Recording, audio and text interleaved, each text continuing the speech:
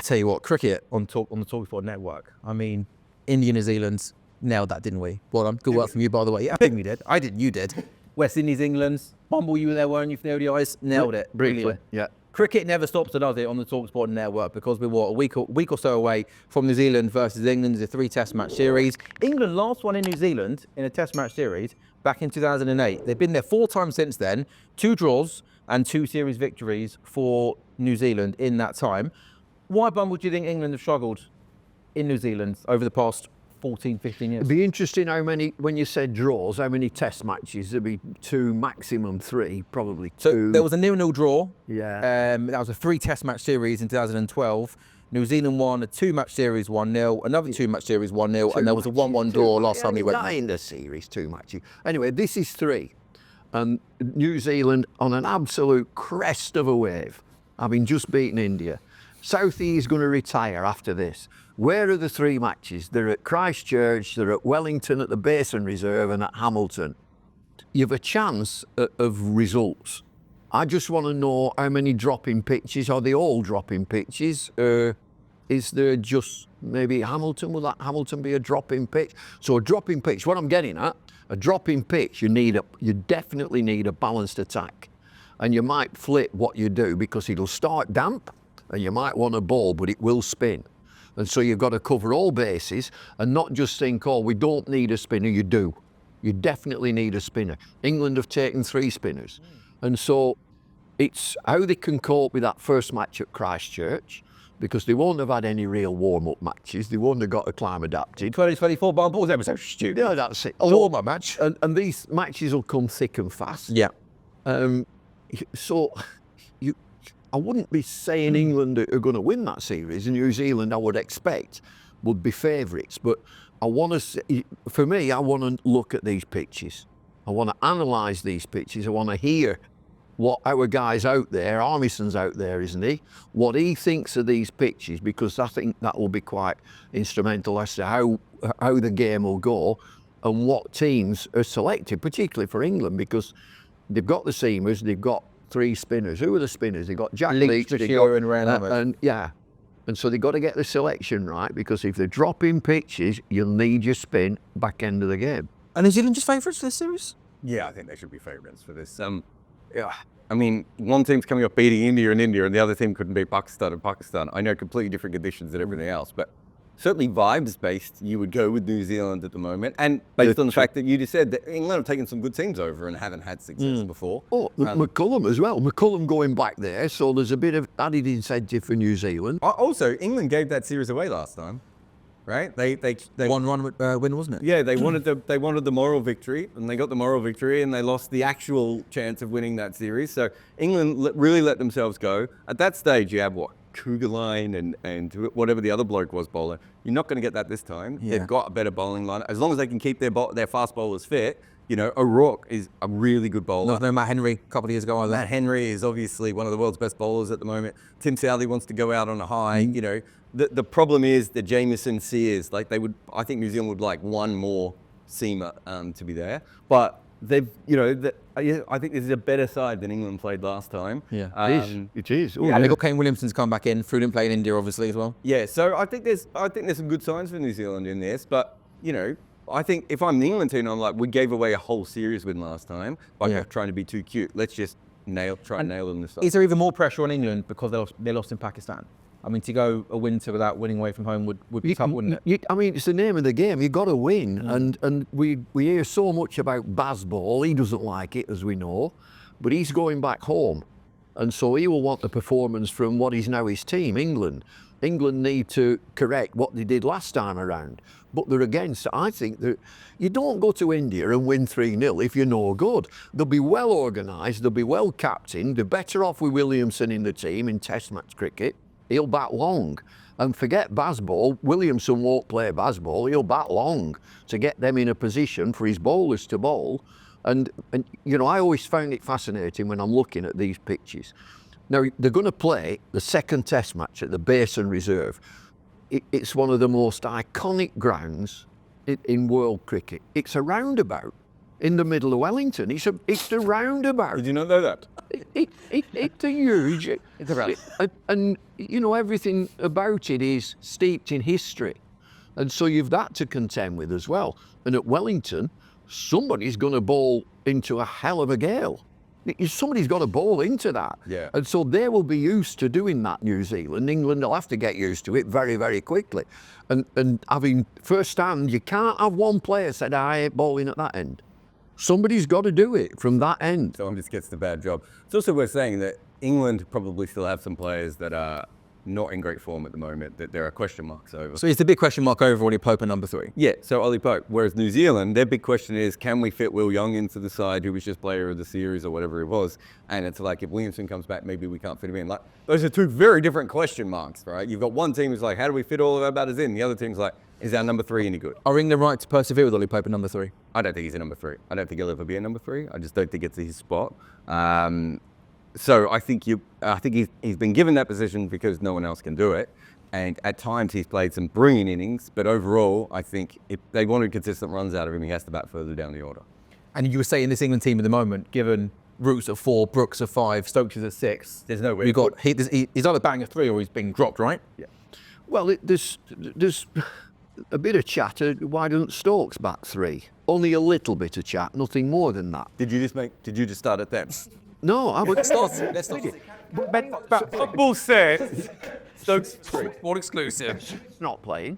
Smith's not Cox is there. going to go at 7 and 2. So we're going back to, can you keep Wicket? Well, I don't rate, well, you can now. So he's at 7, Cox. Not shown so far. The big raps, they talk a lot about him, Jordan Cox, to be that number 7 wicket-keeper batsman. And he has to play in a certain way from Bazball. He has to play in a certain way. That's why Faulks has been jettisoned, because he doesn't play in a certain way. So that 7 has got to take care of 8, 9, 10, 11. So 8 and 9, I should think, in this series will be quite competent. 8 and 9 will be Walks and Atkinson. Or Wilkes and Carse even. And Carse is up there, he's a chance of playing. Yeah. But then I'm coming back to, are you going to play one spinner? Or are you going to balance it all completely and play 2? Is Stokes bowling?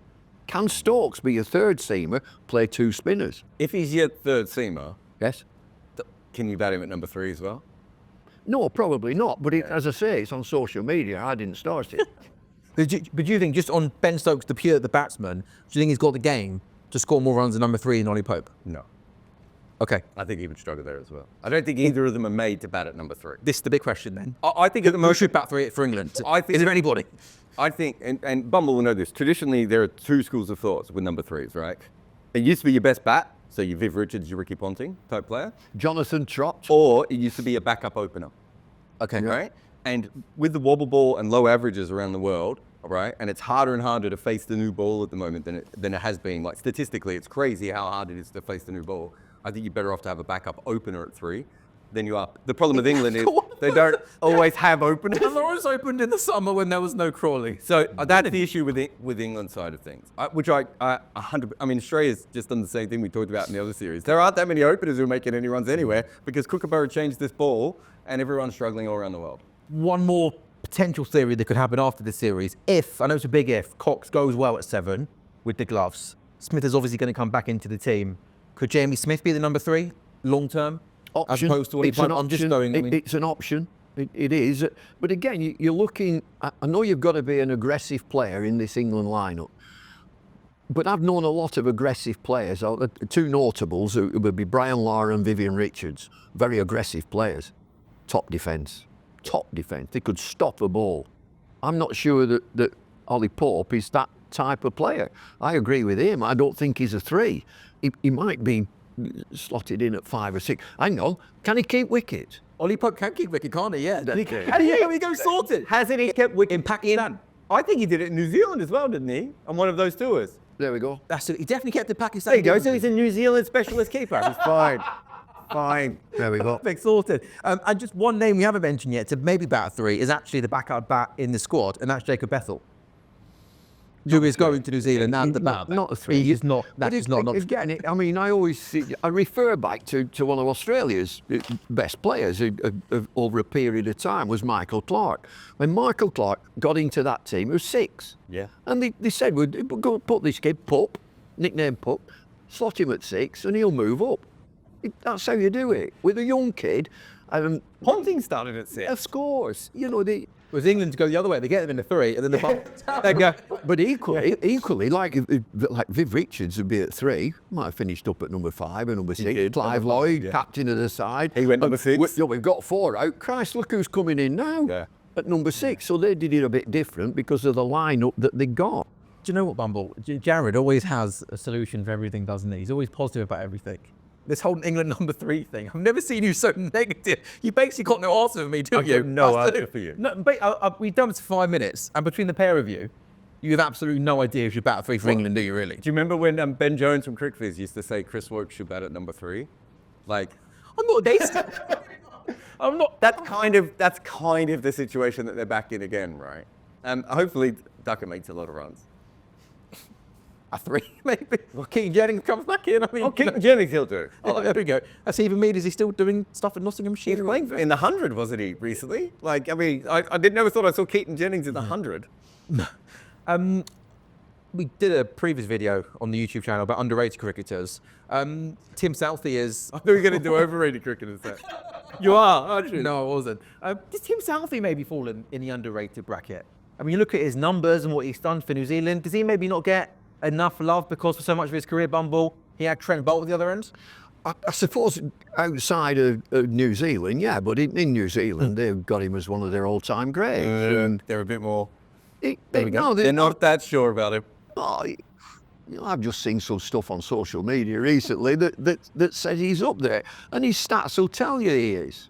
I think there's mixed feelings about him in New Zealand. There was always the thought that he got to go when other bowlers might have been able to. I'll tell you what, he's a bloody good bowler. Yeah. Put it that way. I do think he's underrated.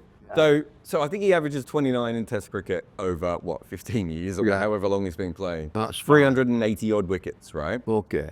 And I looked at the average of all the seamers in the games that he played in, and it was 32. So he's 2 runs better than like just a normal seamer, but for 15 years. And talking about bowling into the wind, he's going to bowl into the wind. He's going to bowl the dog spells quite a bit. Yes. You know, all that sort of stuff that he did. He was the stock bowler when they had, Wagner and Bolt and Jamieson attacking at the other end. He was part of the best bowling attack New Zealand have ever had. So I do think he is underrated as a player altogether. But, when Trent Boult is your bowling partner and Neil Wagner has a great period and then Kyle Jamieson comes from nowhere, like there's a reason. He's almost one of modern cricket's best stock bowlers, but we don't. It's a bit like we were talking about Callis in that other video, right? Like you're a stock bowler, and at the other end you've got Trent Boult swinging the ball sideways at 90 miles an hour, and you've got Neil Wagner bowling 83 bounces and all that sort of stuff. You probably get a little bit lost. So I think Tim Southee's got a little bit lost in New Zealand or in global cricket at times, but incredibly dependable. And to know that, imagine if I said to you, for the next 15 years you don't have to worry about your first your second opening bowler. Like that's perfect. That's a nice place to be, right? Yeah. One thing for certain though, Bumble, and we'll round off with this. This is going to be a seriously good series, isn't it? Very good series. And it's not 2 test matches, which is good. I think, does it start at 10 o'clock at night? 10 p.m. UK time, Yeah. 10 o'clock. That's demanding. What's your pattern going to be? Are you going to watch the first session and sleep? Are you going to record it? I certainly won't be watching the first session. You're in bed by 10? Oh, in bed by 10, I'm in bed by 8. No, you're not in bed at 8. I'm in bed by 8. So you're not watching I'm a Celebrity, Get Me Out of Here?